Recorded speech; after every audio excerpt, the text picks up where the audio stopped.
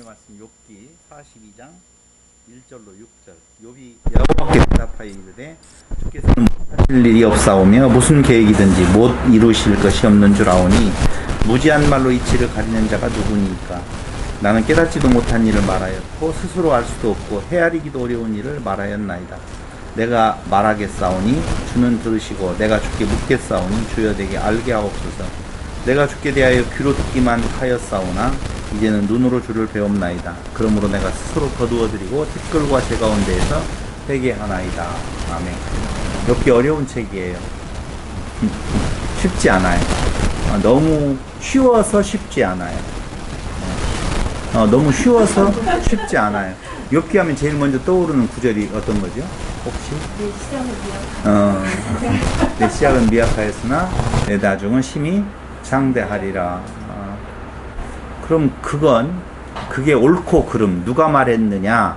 욥의 친구가 말했던 잘못된 근저에서 나오는 말이 아니냐? 이런 걸 떠나서 성경은 하나님에 대한 계시라고 우리가 알고 있잖아요.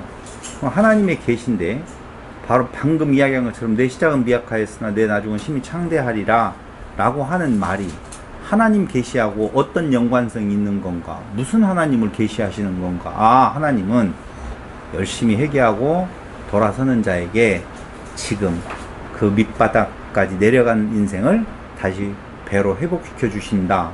그게 하나님 계신가요? 사람 중심인가요? 사람 중심이잖아요, 결국은. 그럼 들어가는 입구에서 벌써 띠하고 문제제기가 있어야 된다 이거죠. 그 다음 두 번째 또 유명한 구절들 찾아보면 뭐가 있어요? 알고 있는 구절? 예? 듣기만 하였으나 이제 눈으로. 그건 이제 지난번에 우리가 공부하면서 상고해봤던 구절이니까 들어오는 건데 또 이 구절들 유명하지 않아요, 여러분? 정금같이 나오리라? 그 몇 절이죠? 20 몇 장이죠? 그거 모르겠어요? 뭐 30 몇 장인가? 뭐 그렇다 치고 그것도 알죠? 그 말 무슨 말인지 알겠죠? 그 귀향이 말 나왔으니까 한번 찾아볼까요? 몇 절인가?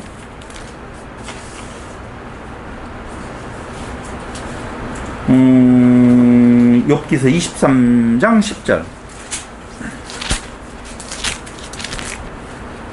그러나 내가 가는 길을 그가 아시나니 그가 나를 단련하신 후에는 내가 순금같이 되어 나오리라. 좋은 말이에요? 안 좋은 말이에요? 이렇게 단편적인 구절들 그리고 욥과 욥의 세 친구들이 말하는 내용들이 그럴듯해요. 그냥 다 읽어보면 이거 참 메모해가지고 인생에 있어서 써먹을 정도로.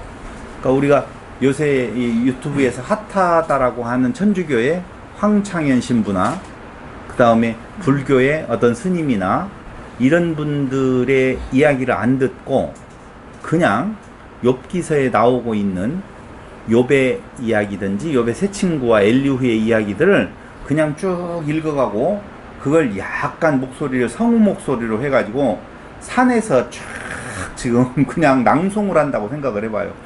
굉장히 사람 가슴에 와 좋다 이런 느낌이 들어갈 수 있는 말이에요. 읽어보세요. 안 읽어보면 제가 무슨 말을 하는지를 잘 모를 거예요. 근데 읽어본 분들은 특히 욥기서 읽어주는 유튜브가 있잖아요. 그럼 그거 읽는 것을 감정을 좀 섞어서 읽는 사람들을 보면 진짜 이건 인간에게 있어서 꼭 알아야 될 필요한 내용, 반발을 할 수 없는. 왜냐하면 인과응보, 상선벌학이라고 하는 기본적인 베이스를 깔고 하는 말이기 때문에 그게 그럴듯하게 들리거든요. 그건 하나님 계시하고는 전혀 상관없는 내용이라 이거죠. 그래서 욥기서는 들으면 얼른 우리가 듣기에 달콤한 말들의 연속이기 때문에 쉽게 느껴지는데 그런데 욥기서는 왜 쓰여졌지? 이런 것인가? 혹시 욥이 인내하면 욥의 고난이 애매한 고난이 와서 인내를 하게 되었더니 그 배의 축복을 받았다. 뭐 그런 걸 말하려고 하는 건가? 그런 것도 아니겠죠, 당연히. 그래서 욥기서를 우리가 새로운 시각, 어떤 시각이냐면은 창조사의 관점에서 욥기서를 본다면 욥기서는 분명히 하나님의 계시가 맞아요. 그럼 하나님을 계시하시는데 도대체 하나님이 어떤 분이라고 계시를 하고 있는 건가? 그건 예수께서 구약의 모든이라고 하는 것은 율법과 시와 선지가 다 예수님에 대해서 말을 한다라고 하는데 그거하고는 어떻게 연관성이 있는 건가라고 하는 내용을 오늘 같이 살펴보려고 생각을 해봅니다. 자, 한번 물어보겠습니다. 욥기서의 저자는 누구라고 혹시 알고 계세요? 겁먹지 말고 몰라도 돼요. 그러나 공부한 대로 한번 이야기를 해보시라 이거죠. 미리 광고했으니까. 욥기서의 저자는 누구? 저자 설이 여러 가지가 있더라고요. 여러 설이 있죠. 네, 욥도 있고, 엘리후, 솔로몬 여러 가지 있는데 예. 정확히 알 수 없다라는. 그건 이제 책을 보고 공부한 내용이고 그 중에서 어떤 걸 선택을 혹시 하셨냐? 봐봐요. 제 느낌에는 엘리후 같아요. 엘리후라고 본다. 왜요? 그 마지막 30절 보면은 엘리후가 욥의 친구들과 욥한테 하는 얘기들과 마지막에 또 욥을 통해서 보여진 하나님의 어떤 생각을 엘리후가 잘 정리를 했다고 봐요? 잘했구나. 맞아요. 박 목사님 말씀하신 대로 욥이 썼다라고 주장하는 사람도 있고 모세가 썼다라고 주장하는 사람도 있고 솔로몬이 썼다고 주장하는 사람도 있고 예레미야가 썼다고 주장하는 사람도 있고 해만이 기록했다라고 주장하는 사람도 있어요. 그런데 이은재 너는 도대체 이 저자 중 이런 여러 가지 설이 있는데 그 중에서 어떤 걸 선택을 할래? 라고 물어본다면 한번 물어봐 보세요. 어떤 사람 생각하세요? 저는 솔로몬이 썼으면 좋겠다고 생각을 해요. 솔로몬이 썼다라고 하면 풀기가 좀 편해져요. 근데 다른 사람이 썼다라고 하면 풀기가 조금 어려운 점이 있어요. 두 번째로 예레미야가 썼다라고 하면 두 번째로 풀기가 쉬워져요. 근데 예레미야가 썼다라고 보면은 기록 연대는 어느 쪽으로 가야 되느냐? 바벨론 포로로 잡혀간 뒤에 그들의 상황이 어려울 거 아니에요. 우리의 상황이 이렇게 어려웠지. 그러나 나중은 참되하리라 뭐 이런 걸로 이렇게 가는데 예레미야는 선지서를 쓰는 존재라고 보면 또 우리가 잘 알고 있는 것처럼 욥기서는 시가서 중에서 지혜서에 해당되어진단 말이에요. 그럼 지혜서라고 하는 개념에서 우리가 놓고 본다면 솔로몬이 당연히 써야지 맞다라고 생각을 해요. 그러면 이제 보는 눈이 조금 좀 달라질 수 있다라고 하는 거예요. 자, 왜냐하면 자 보세요. 시가서에 소속되어 있어요. 현재 욥기는. 그러면 시가서는 몇 가지로 나눌 수가 있는데 예배용 찬송시가 있어요. 시가서에는 예배용 찬송시, 예배 드릴 때 찬양으로 그냥 선포하는 거예요. 그냥 읽는 거예요. 곡조를 붙이든 곡조를 붙이지 않든. 그러니까 정확하게 말씀드리면 우리가 예배 드릴 때 찬양을 드리잖아요. 찬양을 드릴 때 찬송가를 부르는데 그 찬송가 중에서 시편을 가지고 곡을 붙여서 만든 찬송가, 그게 어떤 의미로 보면 더 정확한 찬송이라고 볼 수가 있다는 것이죠. 그래서 예배시에 드려질 하나님을 찬양하는 찬송시 어디에 해당되어진다? 시편. 시가서 중에 예배를 위한 찬양시로서는 시편, 두 번째로는 영원한 지혜를 담은 지혜문학으로서는 시작 잠언서 들어가요. 그 다음에요 전도서 들어가요. 그 다음에 그건 거기서 그게 바로 욥기예요. 지혜문학에 들어간다고요. 뭐가요? 욥기라고 하는 것이 영원한 지혜를 담은 지혜문학으로서 지혜 신학으로서 분류를 한다면, 이건 제가 분류하는 거 아니에요. 이미 그렇게 분류를 해놓고 있는데, 첫 번째 욥기를 쳐요. 그 다음에 잠언을 치고, 그 다음에 전도서를 쳐요.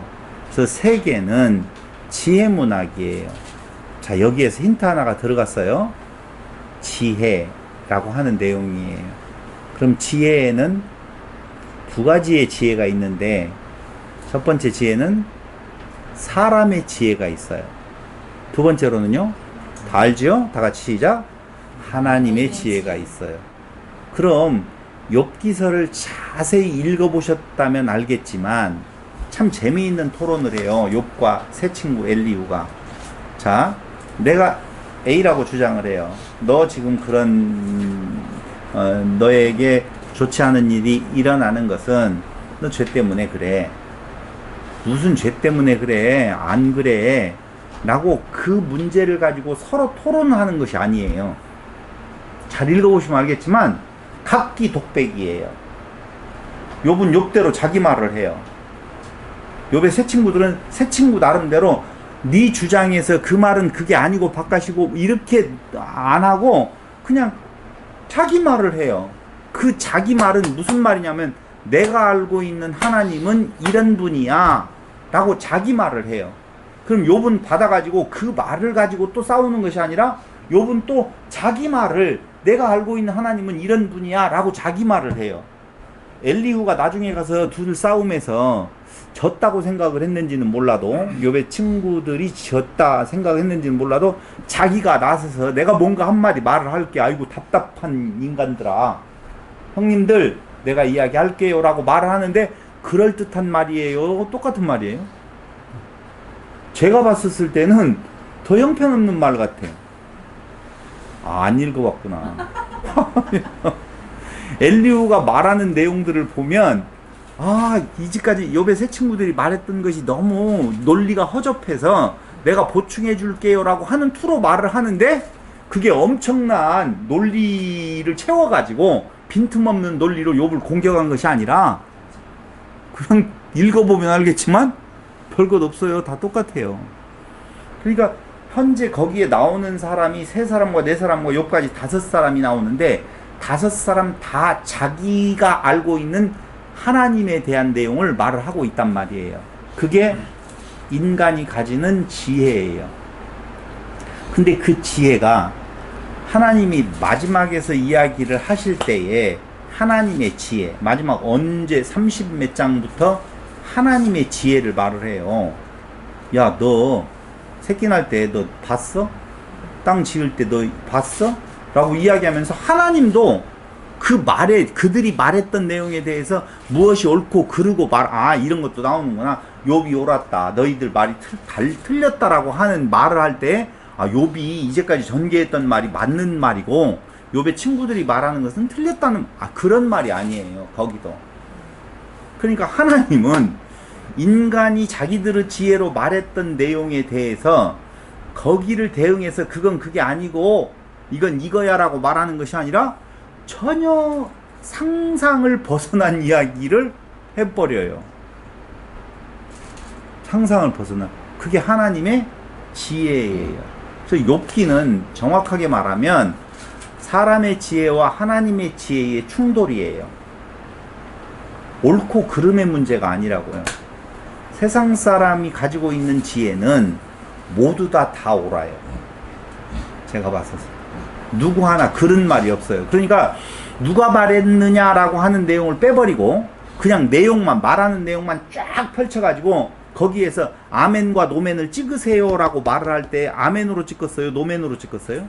아멘으로 다 찍을 말들만 전부 다 한다니까요. 이건 틀렸어 라고 말할 수 없는 내용들이 계속 새 친구들의 입에서도 나오고 엘리후에게서도 나오고 욥에게서도 다 나오는 내용을 우리가 알 수 있다는 거예요. 근데 우리는 욥과 누구 대결로 봐요?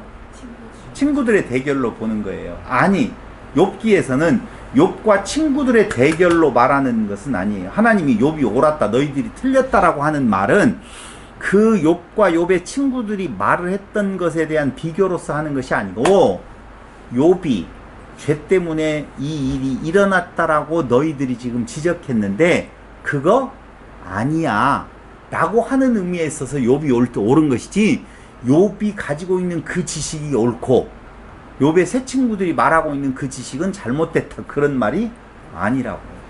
그럼 욥기는 무슨 이야기를 하고 있느냐? 하나님의 지혜와 사람의 지혜의 갈등, 하나님의 지혜란 이런 거다라고 하는 하나님의 지혜를 찬양하는 시예요. 찬양하는 지혜 문학이라고 해요. 지혜 신학이라고. 그럼 그게 어떻게 전개되어지는지를 한번 보면 되겠어요.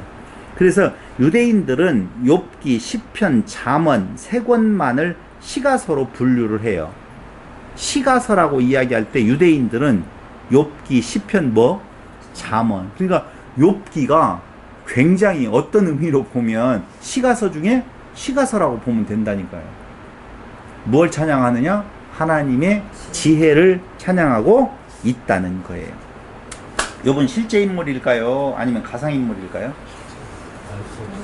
이런 거예요. 욥의 존재를 솔로몬이 지었다라고 하든 예레미야가 욥기서를 썼다라고 하든 간에 이미 그 역사 이전 사람이에요. 이전 사람이에요. 이런 거예요. 쉽게 말을 하면 내가 뭔가 내 앞에 있는 내 백성들에게 뭔가를 말을 하고 싶어. 그때 그 말을 하는 주제는 아까 하나님의 지혜에 대한 이야기인데, 그 지혜를 말할 때 옛날에 이런 말이에요. 옛날에 욥이라고 하는 사람이 있었어. 진짜 있었을까요? 아니면 가상인물일까요?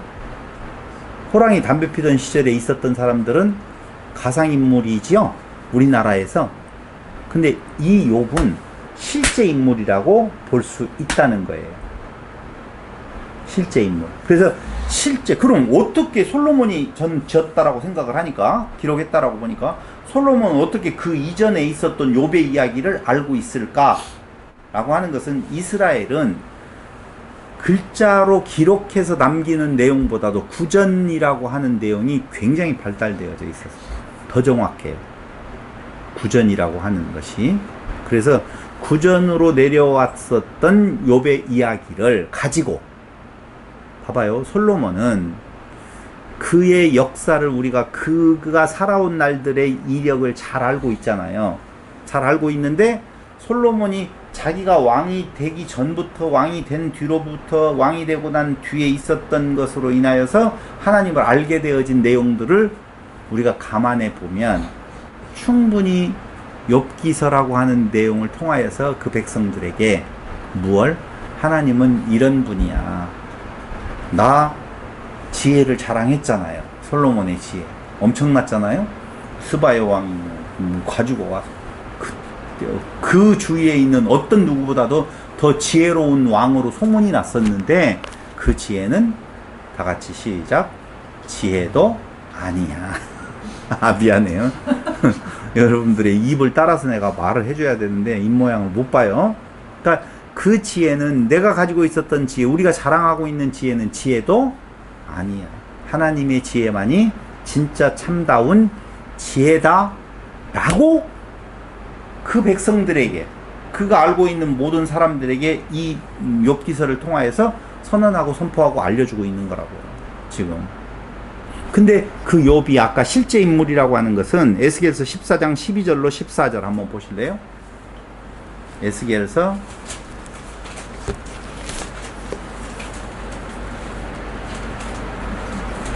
14장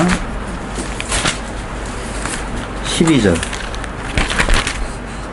여호와의 말씀이 또 내게 임하여 이르시되 인자야 가령 어떤 나라가 불법을 행하여 내게 범죄하므로 내가 손을 그 위에 펴서 그 의지하는 양식을 끊어 기근을 내려 사람과 짐승을 그날에 끊는다 하자. 비록 노아, 다니엘, 욥 이 세 사람이 거기에 있을지라도 누구누구 이야기를 하느냐? 노아, 다니엘, 욥. 노아 실제적인 사람이죠? 다니엘 실제적인 사람이죠? 갑자기 욥을 실제도 아닌데 욥 이야기를 가상의 인물을 여기다 썼겠어요? 그럴 리가 없지요. 그런데 또 뒤에 가서 20절에 보면 그 말도 나오죠. 비록 노아, 다니엘, 욥이 거기에 있을지라도 이미 에스겔 선지자는 욥을 실제 존재했던 인물로 당연히 쓰고 있다는 거예요. 두 번째, 거기뿐만 아니라 야고보서 5장 11절에 보면 야고보서 5장 11절 한번 보세요.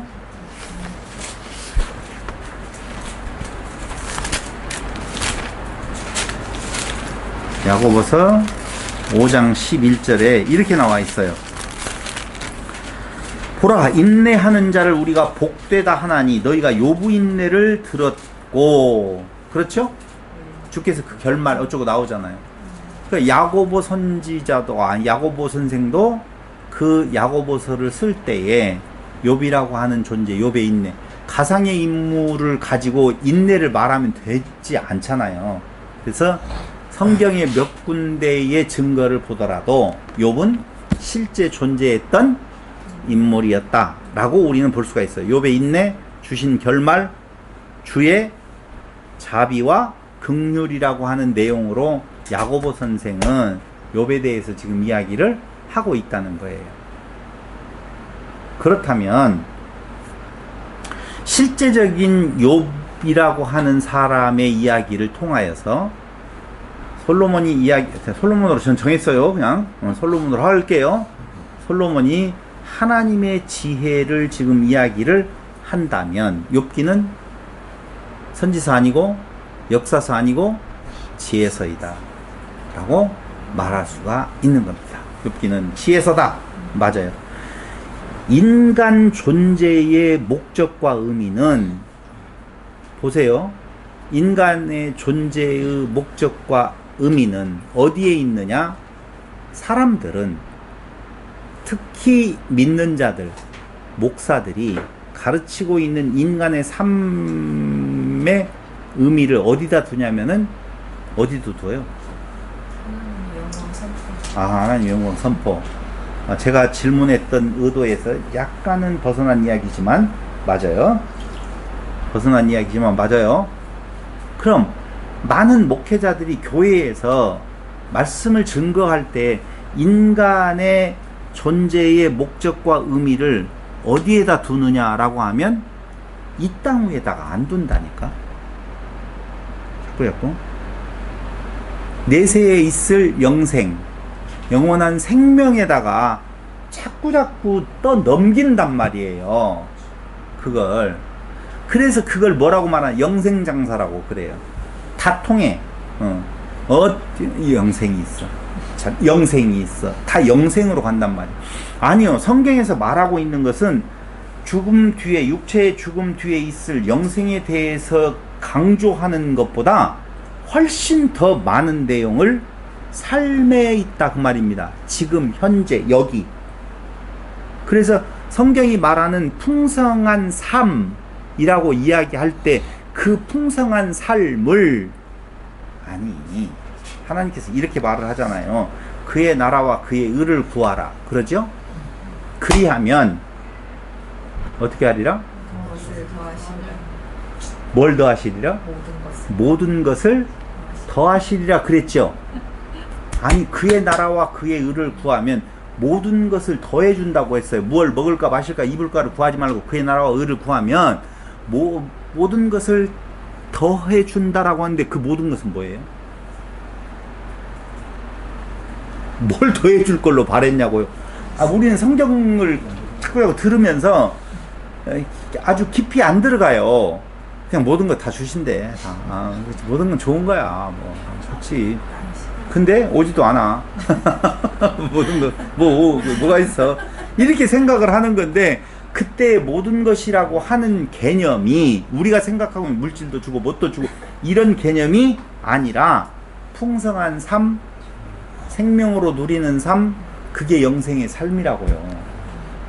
그러니까 정확하게 말하면 목적과 의미는 죽어 그 뒤에 있을 어떤 영생에 있는 것이 아니고 지금 현재 이곳에서 어떤 삶, 풍성한 삶을 영위해 가는 것, 그것이 뭐라고요? 인간 존재의 목적, 의미라고 뭘 말한다? 지혜서는 말해주고 있다는 거예요. 그러니까 지혜서는 세 가지로 이야기했죠? 첫째, 욥기, 잠언, 시편인데 그건 시가라고 했으니까 우리가 분류할 때 전도서를 이야기하잖아요. 이 세 서신을 읽어본다라고 하는 것은 무엇을 더해주는 것이냐? 풍성한 삶, 생명을 불어넣는 거라고요. 그걸 제대로 깨우치게 되어진다라고 보면 제대로. 그러니까 아직 잠언서 전도서는 안 건들고 욥기만 오늘 살펴본다라고 보면 그 욥기가 얼마나 우리에게 풍성한 삶을 가능케 하는 건가를 알 수가 있어요. 욥기서의 결론은 뭐였어요?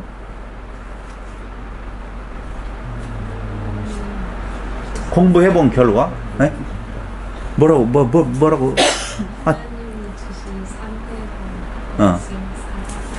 그런 걸로 갔구나. 용기 내어서 말씀해 주신 거 너무 고마웠어요. 네. 성경책 욥기서의 마지막 결론은 그 말이 아니고 죽었더라예요. 마지막에서 욥이 늙어 다 먹어 죽었더라 라고 하는 내용이에요. 아니요. 마지막 구절을 왜 써놨겠어요? 보편적으로도 우리가 옛날에 했었을 때 죽었다, 잘 먹고 잘 살았다로 끝나요? 잘 먹고 잘 살고 죽었다고 끝나요? 잘 살았다라고 끝내지 죽었다로 안 끝내는데 욥기서는 뭐라고 끝내고 있느냐? 죽었다라고 말을 하고 있다고요. 이게 지혜로 들어가는 중요한 길목이에요. 왜 욥기서의 기자는 거기 욥이 죽었다고 말할까? 두 번째 결론. 우리는 결론을 뭘로 생각하냐면 욥은 배나 축복을 받았다라는 데다가 포커스를 맞추잖아요. 그렇죠? 아이고 정말 잘 안 본 거예요. 보세요. 여러분들은 욥이 되고 싶어요? 욥의 새 친구들이 되고 싶어요? 욥이요? 용감하시다. 진짜 용감하시다. 욥이 아니요? 욥이 아니요? 욥이요? 욥의 부인. 욕하고 여러분 잘 생각을 해보세요. 마지막을 잘 안 읽어보니까 이런 현상이 일어나는데 욥은 하나님의 뜻을 따라서 새 친구들을 용서하고 있어요.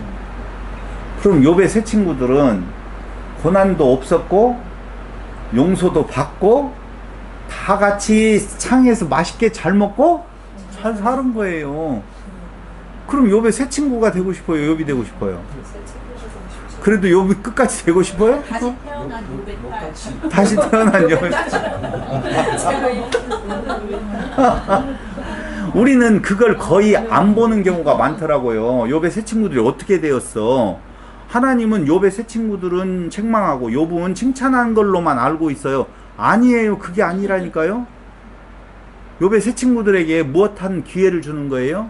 회개할 기회를 주어서 그걸로 제물을 드리게 만들고 욥도 그걸로 제사를 드리고 다 화목하게 되어지는 걸로 끝나는 거예요. 그걸 우리는 뭐라고 말을 하느냐? 공동체라고 말을 하는 거예요.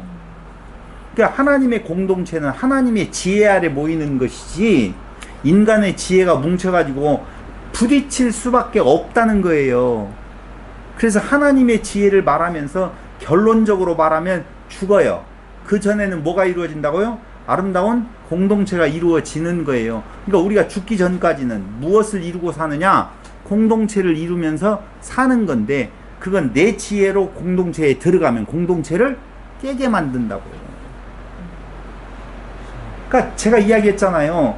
다 논리는 다 그럴듯해요. 안 맞는 사람이 없어요. A가 이 말하면 이 말도 맞고, B가 B 이 말하면 B가 또 맞고, C가 C 말을 하면 그 말도 맞고, 그걸 다투어 가지고 내가 그런 말을 해요. 구원파든 신천지든 구천지든 중천지든 어떤 천지든지 간에 하여튼 이단이라고 하는 것들은 다 모아가지고 너희들끼리 싸워가지고 하나 결론 내고 기독교하고 붙자. 그래야 되잖아요. 아, 여기 우리 정통 기독교가 있다고 봐봐요. 근데 여기에 이단이라고 하는 존재들이 많잖아요. 많은데 그 중에서는 맞다면 하나만 맞지 다 맞을 수는 없잖아요. 잘 이해가 안 가는가 봐. 내가 말을 너무 어렵게 하나? 가죠? 100개의 이단들이 있다면 그 100개 중에서 하나만 맞는다라고 전제해야지 100개 중에 2개 맞으면 안 되잖아요. 그런 법이 어디가 있어. 그러니까 100개가 있으면 100개들이 싸워가지고 하나 하고 기존에 있었던 기독교라고 하는 정통 기독교하고 대결을 해서 뭐가 맞는지 싸워보자고 해야 될 거 아니에요. 근데 그런 일은 안 일어나요. 근데 100개가 전부 다 기독교를 상대로 해요. 정통 기독교를 상대로 싸움을 걸어온다니까. 100개끼리 싸우는 일이 별로 없고 뻔하지. 근데 하나를 가지고 계속적으로 덤비는데 그 100개에 있는 사람들이 저 99개는 다 문제가 있을 거야 라고 생각을 먼저 해야 되잖아요. 자기들만 맞고 99개는 잘못됐고 기독교도 잘못됐어 이렇게 들어와야 되는데 아니에요. 그럼 그 중에서는 확률로 보면 1%도 안 되는데도 불구하고 거기에 빠져 있어요. 왜요? 나름대로 논리가 있다는 거예요. 그러니까 인간의 논리는요, 옳고 그름에 대한 내용으로 판별할 수 없도록 1, 2 논리적으로 통일성이 있어서 그게 잘못된 결론으로 가더라도 논리가 맞으면 따라갈 수 있는 경우가 된다니까요. 그래서 무서운 거예요, 사실은. 어디서든지 이단을 만들 수가 있어요. 그럴듯한 논리를. 그러니까 거꾸제비라고 하는 것도 마찬가지잖아요. 통일교로부터 시작되었던 내용은 피가름, 더러운 피, 에덴 동산에서 뱀 따먹었다, 다 성적 타락을 말한다. 그러므로 더러운 피가 들어왔으니 그것을 깨끗하게 하려고 예수가 왔지만 실패했고, 실패한 예수를 대신해서 문선명이가 왔고, 문선명이의 깨끗한 피가 거꾸제비로 이제 다 정화시켜야 된다. 그것이 성적 교리로서 얼마나 논리적으로는 그럴듯하잖아요. 그러니 거기에 현혹되어진 사람들이 그 논리를 따라서 자기가 진리인 것 마냥 가고 있다는 거예요. 지금 요배 새 친구들이 말하는 내용들도요, 다 그냥 전제하지 아니하고, 그게 잘못됐다라고 전제하지 아니하고 사람들이 이제까지 알고 있었던 그런 학습되어진 논리로 본다면 지혜 있는 말이지요. 사람들의 그럴듯한 말이 되어진다고. 근데 그걸 가지고 옳아요 그러요 그거 말할 수 없는 거라 그 말입니다. 욥기서는 뭐라고요? 지혜서인데 그 지혜라고 하는 것은 인간 존재의 목적과 의미를 뭐라고 말하느냐? 삶, 지금 풍성한 삶, 그것이 생명이라고 말을 해주고 있다는 거예요. 그러니까 지금 네가 이 땅 살아나갈 때 어떻게 살아나가야 될 것인 건가에 대한 내용은 하나님의 지혜를 말하고 있는 지혜서를 통해서 우리는 알 수가 있는 거예요. 그러면서 지혜신학은 삶과 깊은 연관성이 있어요. 그러니까 욥기서를 공부하면 삶의 변화는 당연히 있을 수밖에 없겠죠. 근데 또 그럼 어떻게 행하는, 이런 거 말하지 마요. 이런 거 조항으로 말을 하라고 하는 거 아니에요. 공부를 해보자고요. 그래서 삶을 긍정하고 사랑하고 가치 있게 여기면서 삶을 향유해라 라고 말을 해주고 있는 거예요.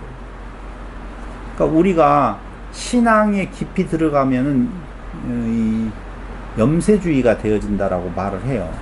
그게 왜 그러느냐면은 내일의 소망이 있다고 가르쳐 버리기 때문에 이 땅 위에서는 염세주의로 빠져들어갈 확률이 높은데, 지혜서는 안 그래요.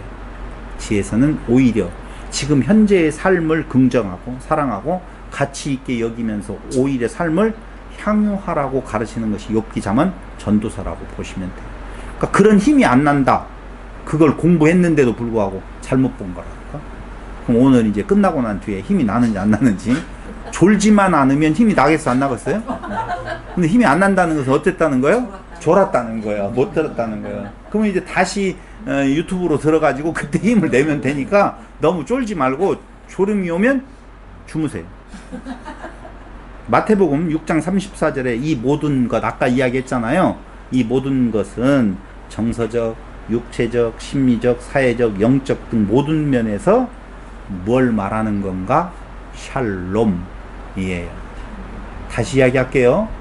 이 모든 것을 더하시리라 하는 것은 무엇을 더해준다? 그 상황을 변화시켜주는 것이 아니라 그걸 해석할 수 있는 눈을 주어서 마음의 영적이든 물질적이든 육체적이든 어떤 방향에서도 샬롬이 가능하도록 만들어 주신다 라고 보시면 돼요. 근데 그 샬롬은 개인적 샬롬을 넘어서서 공동체의 샬롬까지 같이 간다는 거예요. 그러니까 믿는 것과 아는 것이 하나된 자들의 그 하나된 공동체는 개인적인 샬롬을 추구해 가는 것이 아니라 공동체의 샬롬. 그게 욥기서의 마지막 부분에서 죽었더라 전에 나오는 뭐예요? 샬롬 모습이에요. 평강이잖아요. 그렇게 다투고 싸우고 난리도 아니었어. 부인은 안 나오는데 부인까지 샬롬에 들어왔을까요? 안 들어왔을까요? 안 들어왔습니다. 안 들어왔죠. 어찌하면 좋아요? 부인은 들어오지 말랐는데. 저렇게 이제 내가 말을 살짝 바꾸면 싸움을 한번 시킬까? 그래서 이는 사후에 이루어지는 것이 아니라는 거예요. 그러니까 지금은 피곤하고 힘들어도 사후에 우리에게 샬롬의 기회가 있다. 아니요. 봐봐요. 잠언서 13장 12절 보세요. 잠언서 13장 12절 찾으셨나요? 소망이 더디 이루게 되면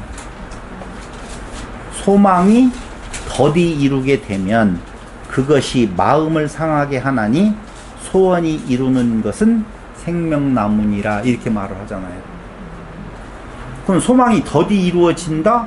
아니에요. 더디 이루어지는 것은 어느 때예요? 죽은 뒤에죠. 그걸 말하는 거 아니라고요. 우리가 성경을 공부하고 하나님을 알아간다라고 하는 것은 이 땅에서 지금. 그러니까 잠언서에서 말하고 있는 것처럼 소망이 더디 이루게 되면 그것이 도리어 마음을 상하게 하나니 소원이 이루어는 것은 뭐냐? 생명나무니라. 이 땅 위에서 당연히 샬롬을 이루어 가야 될 여기 정확한 정의가 내려지고 있다는 거예요. 풍성한 삶은 지금 여기에서 지혜롭게 선택할 때 오는 건데 그 지혜로운 선택이라고 하는 것이 욥기서를 잘 공부하면 지혜로운 선택이 될 수밖에 없다는 겁니다. 근데 현재 교회가 가르치고 있는 삶의 의미와 목표는 역사 과정의 외부에다 두고 있다는 거예요. 그러니까 지금 내가 역사를 살아가고 있다라고 보면 그 역사 과정의 외부, 죽은 뒤, 내세에다가 두어서 사후영생, 이것을 신학적 용어로 말하면 지연된 목표다 이렇게 말을 하고 있어요. 지연시키면 안 돼요. 알겠죠? 아이고 우린 죽으면 영생, 저는 죽은 데에 천국 있어, 좀 피곤하더라도 참고 견디자, 그런 거 아니라니까요. 그러니까 욥은 지금 그 땅 위에서 난 죽은 뒤에 천국이 있고 하나님의 나라가 있고 영원한 생명이 있으니까 그가 인내했던 것이 아니라는 것이죠. 그래서는 잘못 가고 있는 거예요. 그렇게 가는 것은. 그래서 지현된 목표, 사후 영생하고 반대되어지는 지혜 문학이라고 하는, 지혜 신학이라고 하는 것. 지금 우리가 지혜 신학은 욥기, 잠언, 전도서를 말한다고 그랬잖아요. 이 지혜 신학은 방금 이야기했던 사후 영생에 대해서 항거하고 있어요. 진짜로.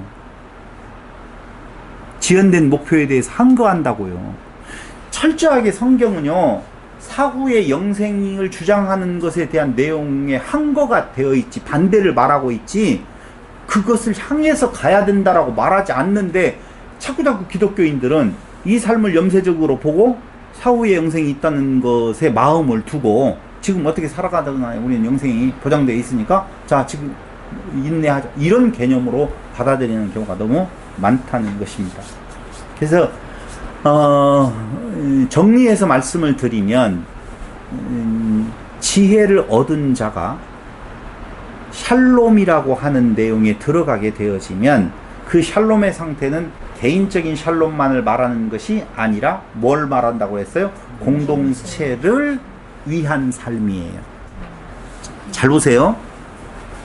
요새 어떤 유튜브인가 뭐 어디를 방송을 들었던가 보니까 사람이 아프게 되어지는 건강이 심하게 손상되어지는 것 중에 하나가 뭘로 보냐면요. 예? 아, 스트레스로 보지요, 당연히. 근데 그 스트레스를 굉장히 세분화해 가지고 발표하는 것을 봤어요. 그리움이래요, 그리움. 아, 그리움이라고 말했어요? 방금? 두. 혼자. 없어. 누군가가 보고 싶어.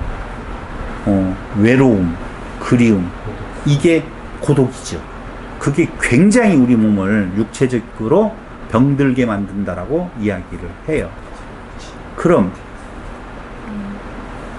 제가 지난번에 우리 교회 예배 마치고 난 뒤에 이야기를 했던가요? 한 주간 동안에 성도들이 보고 싶지 않다? 말이 안 된다는 거죠. 믿는 것과 아는 것에 하나 된 자들이 어떻게 살아가고 있을 건가에 대한 궁금증? 왜 없어요? 한 달에 여기 전도서나 뭐가 정해지잖아요, 이제. 그걸 생각하고 묵상하고 있을 때마다 그 지체들이 왜 생각이 안 나겠어요? 그냥 혼자 열심히 공부해가지고 아는 체 한번 해봐야 되겠다, 그러겠어요? 이걸 통해서 샬롬이 같이 전념되게 되었으면 좋겠다라고 하는 생각을 당연히 할 거 아니에요. 그렇지 않으면 뭐예요? 이렇게 말해가지고 잘난 체 해가지고 돈 좀 걷어가지고 그걸 잘 먹고 잘 살아가지고 나 혼자 차를 좀 못하면 BMW를 탈까? 이런 거 아니라고요. EQ9이라고 안 했어요, 아직.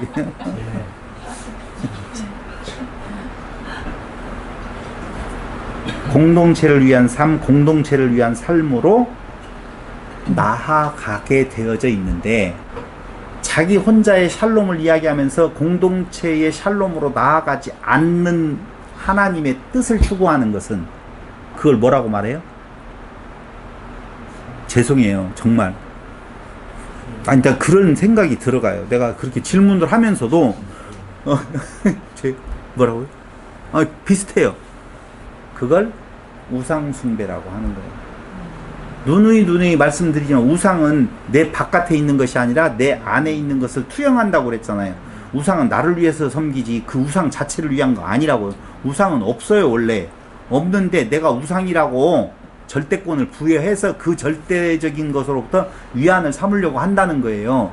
그러니까 자기 샬롬을 추구해가고 공동체의 샬롬으로 나아가지 않는 것은 그것이 바로 우상 숭배라고 말할 수가 있다고요. 엘리후, 욥의 세 친구 나쁜 놈들이에요. 아이, 뭐라고 질문을 해야지?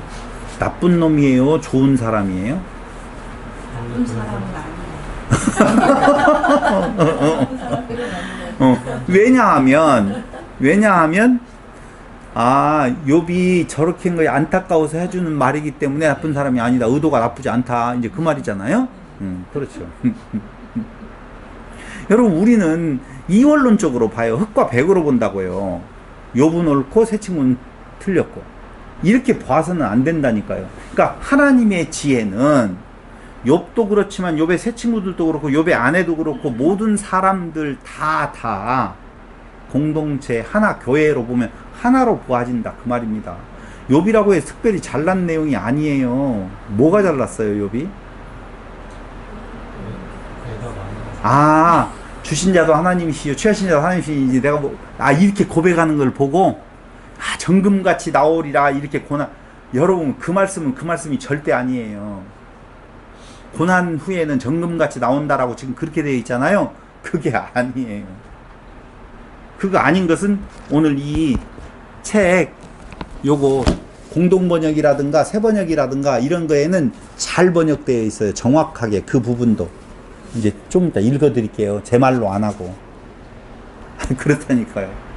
근데 우리는 자꾸 욥은 괜찮은 사람 자리에 놓고 새 친구나 엘리후나 아내는 조금 나쁜 안 좋은 자리에다 놓고 이원론적으로 구분을 해서 나는 어느 쪽에 쓰고 싶어?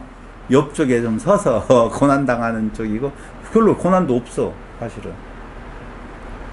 그래서 그 공동체를 위한 삶으로 나아가지 않는 하나님의 뜻 추구는 우상숭배요. 인간 존재의 목적과 의미는 건강한 공동체를 형성하는 데 있다라고 보셔야 돼요. 그게 욥기서 42장 7절로부터 11절까지 조금 전에 이야기했던 42장 7절로부터 한번 보세요.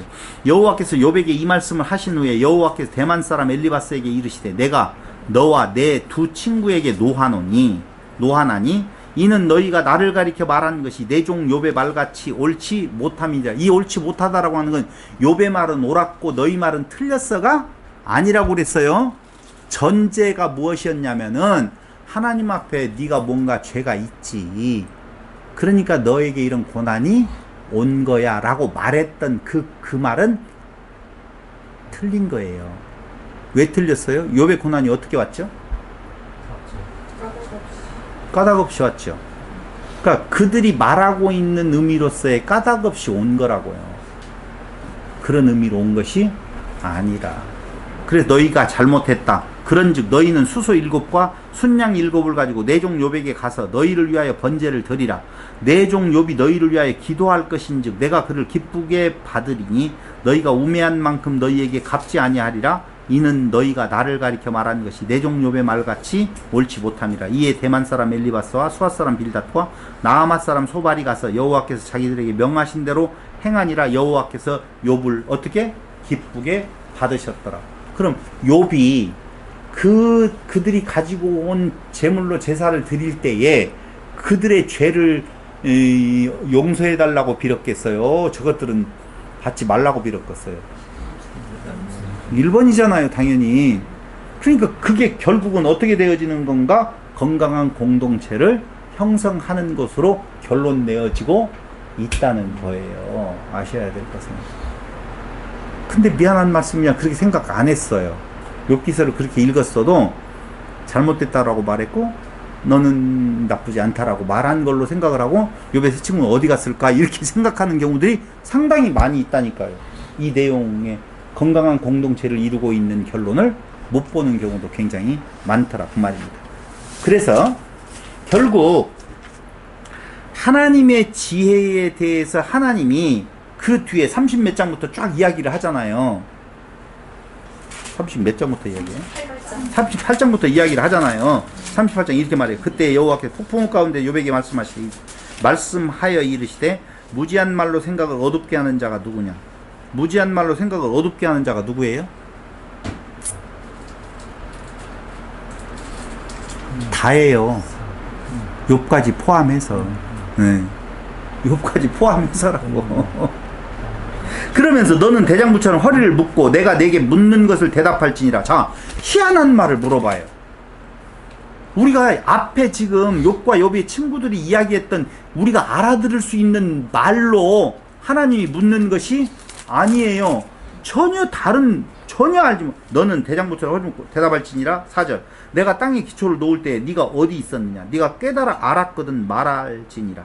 누가 그것을 도량법을 정하였는지 누가 그 줄을 그것을 위에 띄웠는지 네가 아느냐? 라고 나오죠. 근데 그것뿐만 아니에요. 뒤에 쭉 읽어보면 누가 홍수를 위하여 물길을 터주었으며 우레와 번갯길을 내어주었느냐? 누가 그걸 알아요? 여러분, 지식은 상식이에요. 이 말이 무슨 말이냐면요, 지식은 우리가 들어서 알 수 있어요. 지식. 그러니까 욥과 욥의 세 친구들이 말하는 내용들은 전부 다 지혜를 말하는 것이 아니라 지식을 말하는 거예요. 그러니까 그 지식에서 오는 삶이 지혜거든요. 다시요. 지식에서 오는 삶이 뭐라고요? 지혜라고요. 그러면 그건 사람의 지혜예요. 그런데 그 지식이 어떤 것이냐? 하나님께로부터 오면 하나님의 지혜가 되어지는 것이죠. 그래 굳이 그걸 그렇게 나누지 말고 이렇게 나눌게요. 지식과 지혜로 나눈다라고 보면 지식은 상식, 그냥 아는 거예요. 아는 거, 듣는 것으로 안다, 이렇게. 이것은 다하트라고 하는 단어를 쓰는데 그게 지식, 이해, 인격적이며 경험적인 지식을 말할 때에 다하트를 쓰는 거예요. 근데 지혜는 아니에요. 상식이 아니라 그게 삶으로 적용되어지는 거예요. 나타나는 거예요. 그러니까 지혜는 뭐냐? 한마디로 말하면 호크만데 그건 삶이요. 다 같이 시작. 다시 얘기할게요. 지식은 상식인데 듣는 거예요. 지혜는 삶인데, 에? 그렇죠. 그 말이죠. 보는 거라고. 그러니까 듣기만 하였었는데 내가 이제는 어떻게 합니다? 봅니다. 지금 그 말을 하는 거예요.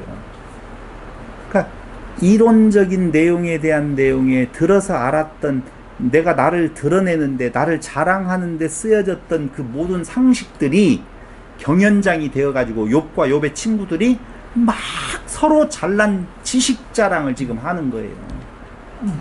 여러분 둘이 맞닿아 가지고 한 문제를 가지고 끝까지 피투성이가 되어져서 토론하지 않는다니까요. 전혀 자기들의 이야기를 해요. 자기들의 지식을 이야기를 한다고요.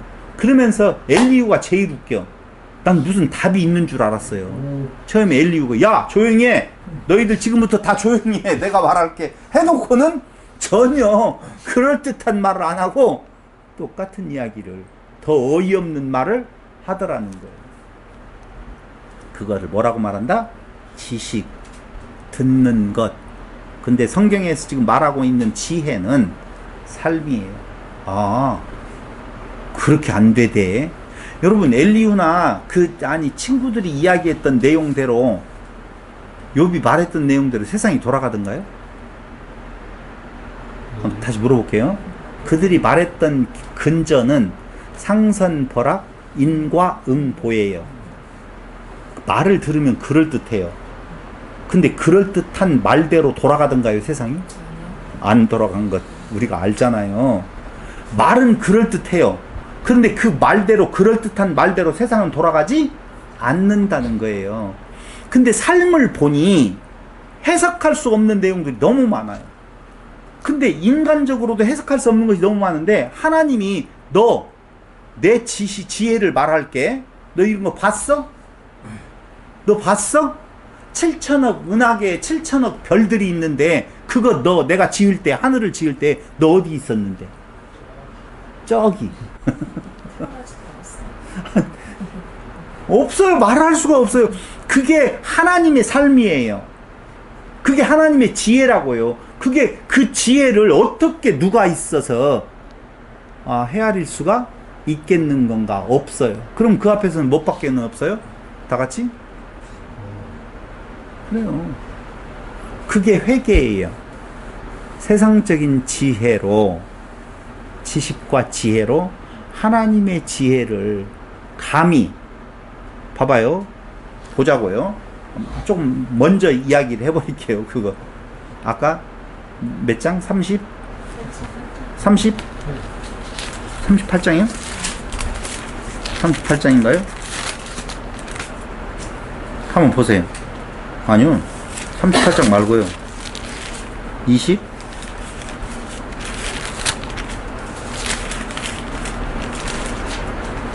아니요, 정금같이 나오리라가 어디 있어요? 23장. 10절. 아, 10절. 그러나 내가 가는 길을 그가 아시나니 그가 나를 단련하신 후에는 내가 순금같이 되어 나오리라. 굉장히 좋은 말, 인내를 통하여서 얻어질 수 있는 결과물 같이 보이지만 그게 아니에요. 제가 그래서 요걸 찾아봤어요. 요걸 23장 10절 제가 볼게요. 23장 10절. 자, 읽어볼게요. 하나님은 내가 발 한 번 옮기는 것을 다 알고 계실 터이니 나를 시험해 보시면 내게 흠이 없다는 것을 아실 수 있으련만 이렇게 번역이 되어져요. 아, 못 들었죠? 깜빡했죠? 다시 읽어드릴까요? 새 번역 성경이에요. 다른 거 아니에요? 여기 하나님은 내가 하나님은 내가 발 한 번 옮기는 것을 다 알고 계실 터이니 나를 시험해 보시면 내게 흠이 없다는 것을 아실 수 있으련만 이렇게 말하고 있다고. 그럼 교만이에요. 내가 인내를 하고 나면 정금같이 믿음이 아주 단단해져서 나온다는 말이에요. 교만의 극치를 이루고 있지 않아요? 이게 무슨 말이냐면 그 앞에 내용을 보면은 이리 보아도 없고 여기 계신가 하고 보아도 없고 뒤를 보고 앞을 보아도 하나님이 없다는 거예요.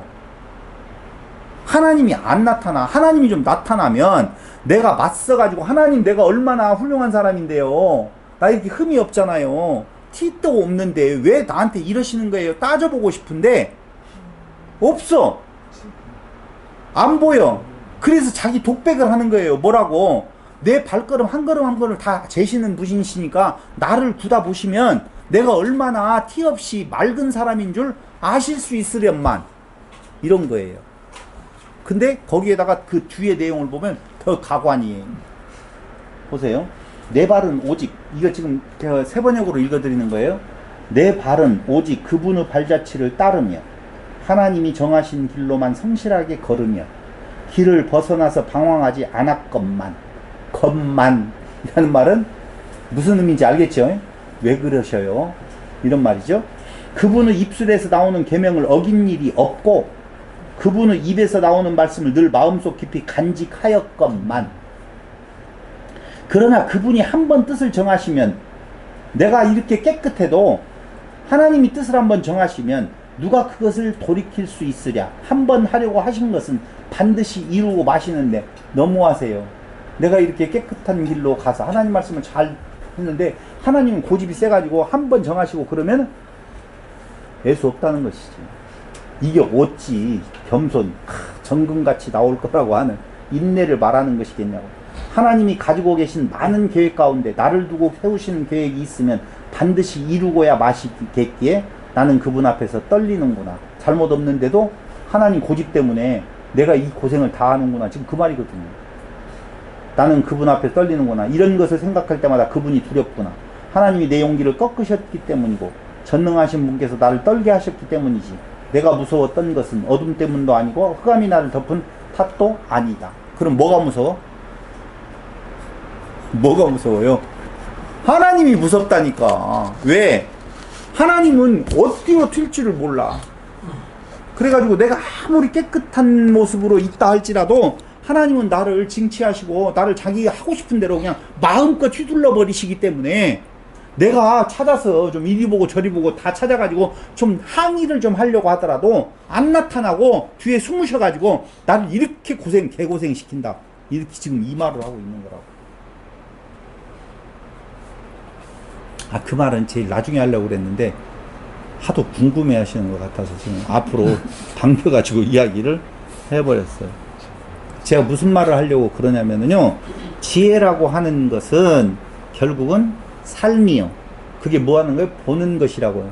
근데 이 지혜를 누가 알게 됐어요? 욥이 알게 되어졌다고요. 인간 앞에서 하나님의 지혜가 얼마나, 하나님의 삶의 그 모습이 얼마나 제가 여러분들에게 누누이 말씀을 드려요. 인간 앞에서 오리 같은 짐승 존재하고 하나님 앞에서 인간의 존재는 어떤 것이 더 무게감이 있느냐? 인간 앞에 오리가 더 나은 거예요. 하나님 앞에서 인간의 모습은요, 없음이에요. 그 자체로.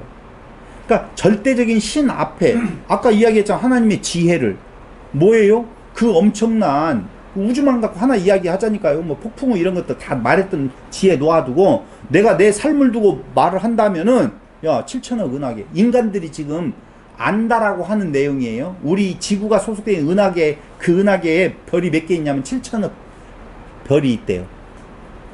7천억 별이 있는데 그런 7천억 별로 되어져 있는 은하계가 7천억 개가 있대요. 인간의 과학자들이 말할 수 있는 내용이에요. 근데 그걸 지은 그 하나님의 그 지혜에 인간의 그 알량한 뭘 했다라고 하는 내용이 뭘 자랑할 것이 있느냐 이거죠. 근데 서로 지금 도토리 키재기를 하고 있어요. 누구와? 욥과 욥의 친구들이. 그 욥과 욥의 친구들 사이에 누가 옳고 그름을 따져서 지금 하나님은 정해주려고 하는 것이 아니라는 거예요. 그럼 뭘 말하려고 하는 건가? 하나님 당신의 지혜를 지금 이야기를 하고 있는 거예요. 사람이 하나님의 자녀 되는 것은 무엇으로 되어지죠? 믿음으로 되어지죠. 했던 말로 답을 좀 말을 해주시면 좋겠네요. 하나님의 자녀가 되어짐은 무엇으로 되어져요? 그걸 말하라는 거예요. 그거 하나님의 지혜로 되어진다고요. 하나님의 지혜, 하나님의 삶이 우리로 하나님의 자녀되게 만드시는 것이지, 우리의 존재의 조건은 우리가 얼마나 똑똑해서 얼마나 지혜로워서 사람의 지혜로 계산해 보니까 예수 믿는 것이 훨씬 낫겠다 해가지고 내가 예수를 믿어주는 그런 거 아니라고요. 절대적으로. 그러니까 욥이 옳고 욥의 새 친구들이 틀렸다 이런 개념이 아니에요. 너희들의 전제가 지금 잘못됐다는 말을 할 뿐이에요. 거기에서 말하는 것은.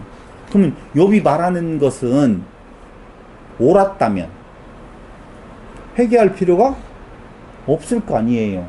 근데 욥이 회개를 해요. 그 회개란 뭐냐? 사람의 지혜로 자랑했던 것, 사람의 지혜로 하나님을 판단했던 것, 사람의 지혜로 모든 사물을 결정 내렸던 것을 이게 아니군요 라고, 하나님의 지혜만이 참 지혜이십니다 라고 말하는 것이 그게 회개라고 말할 수 있는 것입니다. 잠언서 1장 7절에 보면 여호와를 경외하는 것이 지식의 근본이거늘, 경외하는 거 두려워하며 섬기는 거예요. 미련한 자는 지혜와 훈계를 멸시한다, 가볍게 여긴다고 나오죠. 또 볼까요? 잠언서 9장 10절에 보면 여호와를 경외하는 것이 지혜의 근본, 경외라고 하는 것은 두려워하며 섬기는 것이라고 말씀드렸어요. 그러면서 거룩한 자를 아는 것이 뭐라고 하느냐? 명철이다 라고 말을 하고, 또 시편 111편 10절에 보면 여호와를 경외하는 것이 지혜의 근본, 욥기서 28장 28절 주를 경외함이 지혜요 라고 말을 하는 거예요. 그러니까 그 앞에서는 다 두려워하고 떨며 섬기는 것, 그건 그분만이 지혜이십니다 라고 말하는 것, 그게 하나님의 지혜를 내가 갖게 되어지는 내용이지, 내 지혜로 뭔가 하나님 앞에 가보려고 어림도 없어요.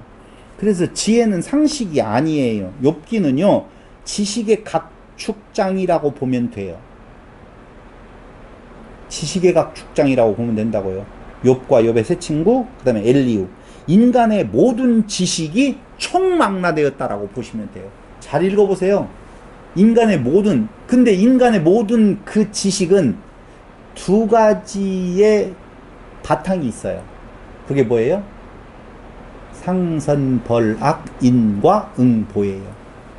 그러니까 욥기서를 보면은요 그쪽으로만 다 떼어내고, 누가 말했느냐 이런 것들 다 떼어내고 그냥 그 말한 내용만 쫙 문장으로 펼쳐놓게 되어지면은요, 야 좋다, 그럴듯하다, 이런 말 다 탄성이 나오게 되어 있다고요.